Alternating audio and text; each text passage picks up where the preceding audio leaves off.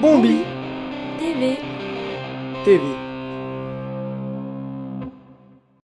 Aujourd'hui, Bombi TV rencontre Jean-Marc de l'association EVAD qui va nous expliquer comment on remonte un pneu crevé.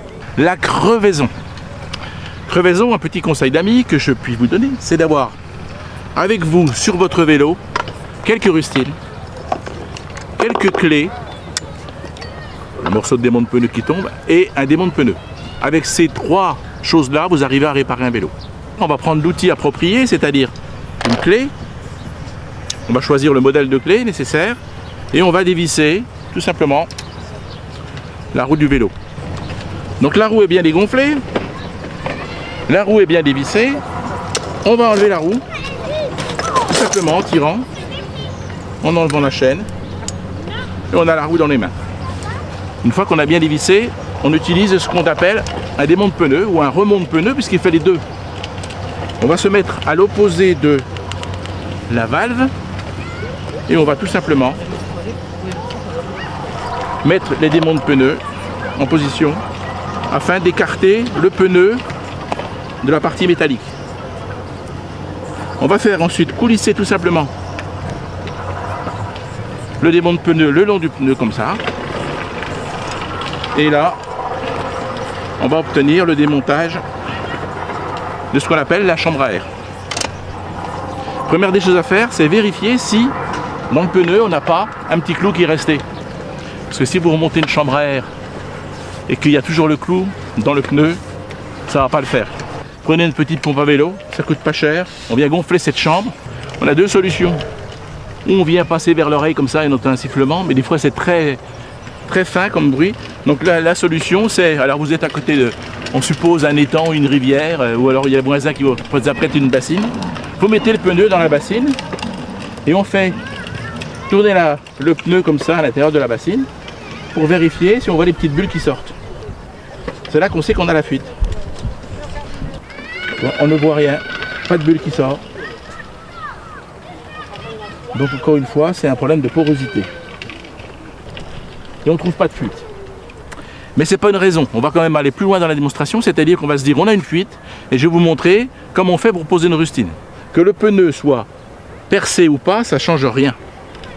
On va essuyer la périphérie du pneu, bien comme il faut, parce que la colle a horreur de l'humidité. Les fameuses rustines. Alors la boîte de rustine, il y a plusieurs choses. Les trois choses qu'on doit trouver dans une boîte, on doit trouver la rustine, le petit grattoir et puis la colle. Voilà, trois choses. On va prendre la tôle emery et on vient gratter fortement l'endroit où la fuite a lieu. Une fois qu'on a gratté comme ça, on ne met plus jamais les mains sur le pneu. On va mettre la colle au droit de la fuite, on va répartir un petit peu la colle. On va en mettre suffisamment large, c'est-à-dire on va en mettre plus que l'emplacement de la rustine. On va laisser sécher, sans rien faire. Là, en l'occurrence, on a un petit trou, donc on met une petite rustine. Donc on va détacher la bande de rustine. On va enlever la partie rustine de la partie aluminium. On ne jette pas l'aluminium, on met dans la poche. Et on va toujours, sans jamais toucher la rustine, la poser à l'endroit précis du trou. Une fois qu'on l'a positionnée, qu'on est bien sûr de l'endroit où on l'a posée, on va venir appuyer fortement, fortement, fortement dessus. On va utiliser un outil, alors n'importe lequel, pourvu qu'il soit un petit peu pointu, pour maintenant dégonfler la chambre à air. Et on va dégonfler en appuyant sur la petite valve qui est au milieu. On entend le chointement de la valve qui se dévisse, qui se vide. Le pneu est dégonflé, mais pas en totalité.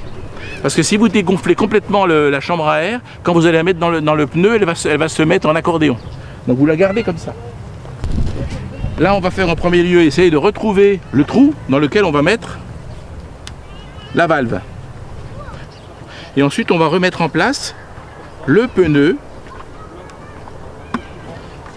et la chambre à air. Tout doucement, on va le remettre à l'intérieur. On ne force pas. Et on fait ça hors poussière. On ne met jamais ça par terre. Hein? Voilà, regardez, ça va tout seul. La chambre à air étant dans le pneu, étant bien mise, on va remettre en place, comme on a fait tout à l'heure, à l'opposé de la valve, on va remettre en place le pneu sur la jante. Donc tout doucement, on va faire rentrer le pneu dans la jante. Le plus dur, c'est à la fin. Une fois tout ça bien en place, il n'y a plus que chose à faire, gonfler. On va donner une pression, ce que je vous conseille, entre 2 bars 5 et 3 bars, pas plus. On enlève notre pompe et on va remonter notre roue. Il faut faire une chose, il faut détendre les freins. Parce que les mâchoires de frein, si tu peux te rapprocher, sont relativement près l'une de l'autre. Ce qui fait que ça empêche de mettre le pneu. Donc on peut démonter les mâchoires de frein ou éventuellement dégonfler le pneu. C'est pas toujours facile avec des gros pneus comme là. Vous voyez? On revient en place, on remet la chaîne, on positionne les deux écrous à l'extrémité comme je vous ai dit avec les 2 rondelles et on vient mettre le dérailleur en place. On vient serrer ce qu'on appelle les écrous. On va serrer ça dans l'immédiat modérément en faisant très attention que la roue soit bien dans l'axe. Vous voyez, on peut la bouger la roue. Mais il faut la positionner de sorte qu'elle soit bien dans son axe. Et une fois qu'on est sûr qu'elle est bien dans son axe, on vient serrer les écrous. On va faire tourner le temps que les pignons, etc. se mettent en place. Voilà. Là, pour ainsi dire, la partie réparation est terminée. Donc la conclusion, lorsque vous partez en rando, n'oubliez pas l'outil de démontage. Alors dessus, il y a plein de choses. Il y a ce qu'on appelle les clés scipan, il y a des clés normales, il y a des clés à dos, il y a des tournevis. Ça, c'est un petit outil de rien, mais je vous promets que ça dépanne beaucoup.